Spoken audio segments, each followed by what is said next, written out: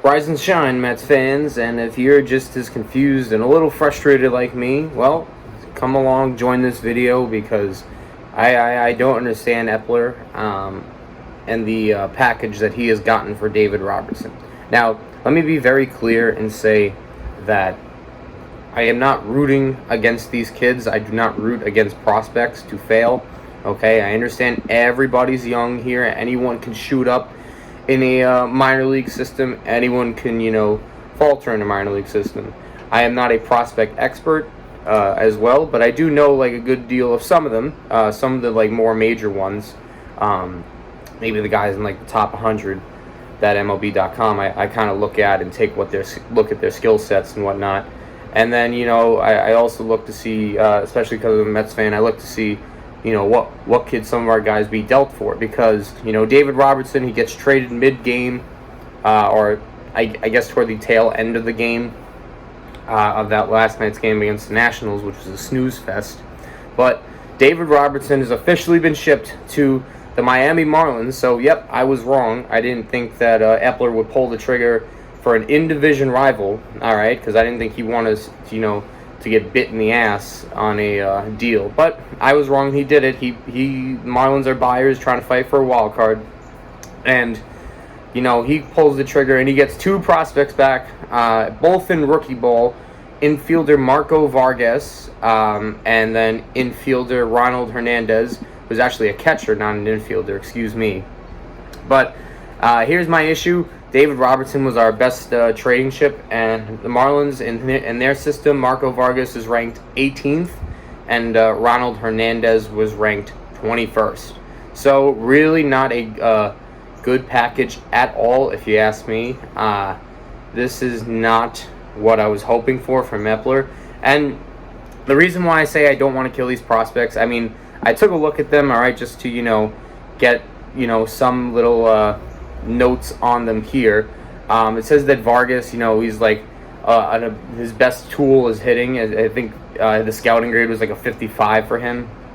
He was able to recognize pitches in the strike zone, and that's what he is. He's going to be a professional hitter supposedly. Again, he's only a kid still. He's only 18, so a little hard to tell. Also, Ronald Hernandez, his best tool was his arm and fielding, so maybe a defensive catcher of the future. But again, I don't know. Apparently, he's very good at blocking balls behind the plate, and he showed that he could throw out base runners down there so far. But again, another really young kid. He's only 19 years old.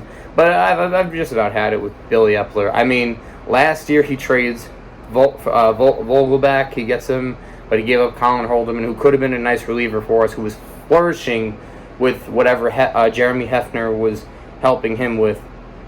Then he gave up four guys, including J.D. Davis, for Darren Ruff, who we had to DFA this year. So am I going to give Billy Epler the benefit of the doubt in this trade?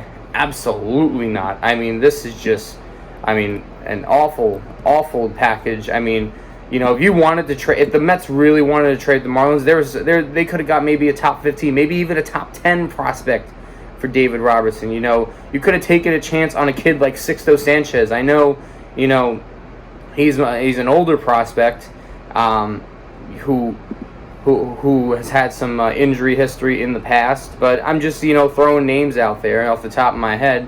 There's other kids you could, Xavier Edwards, Victor Mesa Jr., kids that are, maybe older, but still maybe more MLB ready. And I don't understand this. We have no pitching prospects, really. I mean, we don't have anyone that I view as special in our system. The only guys that I'm kind of viewing as special at the moment are the top three guys in our system, Parada and Jet Williams, who are in single A, or one's in high A, and Ronnie Mauricio, who's in triple A. But that's about it. Everyone else is like, you got a couple guys that could be major leaguers, and then everyone else is like, I don't know, man, just awful in my opinion. Awful return, and I'm not giving Billy Epler the benefit of the doubt. No way I am. No way in hell I am. And you know why? Because of those trades I mentioned last year. He failed at the deadline last year. So far, he's failed this year. I know it's one trade, but still, come on. Are we really going to believe Billy Epler is the guy to make it turn it around? No. Steve Cohen, you need to fire Billy Epler. Fire him, because he's about to ruin another trade deadline. Because I know by Tuesday there will be either a head-scratching move, or there will be not enough return like they got for David Robertson, who, let's face it, if they only got prospects 18 and 21 in the system from the Marlins, I know our prospect pool is thin, but hey, can you really expect much of return from Tommy Pham or Mark Canha or Brooks Raley? I can't. It wouldn't make sense. How do you give up your best guy and not give up any pitching prospects, or get any pitching prospects, or B, get anyone so solid in the top 10 or 15 prospect wise? I mean, it makes no sense to me, and I've had it. I'm not watching the Mets. I can't watch this team right now. I'm gonna be so infuriated. They're just gonna annoy me, and I know all Mets fans are they're laughing right now. Why? We're laughing at ourselves because we have put up with Billy Epler and his failed season. All right, he is utterly failed. I mean, this 2023 season, I mean, it signals that we're sellers. Obviously, I knew that, but with whether it's the regression of players, whether it's not putting the right pieces together, whether it's in-game decisions, I mean, just awful 2023 season. Let the fire sale begin. But I can't even get excited for that anymore, because I don't think we're going to get anyone special at the deadline. Not that I thought we were going to get anyone amazing, but I don't see the hope for any of these prospects now. So again, I'm not killing these kids. I hope they do have a bright future, whether they make it with the Mets or not. I never root against prospects, because they're young and they're learning the game. So again, I'm not killing these kids, but what I'm simply saying is you should have got more. And Epler, you're an awful general manager. So thanks again, guys, and we will see you in the next one.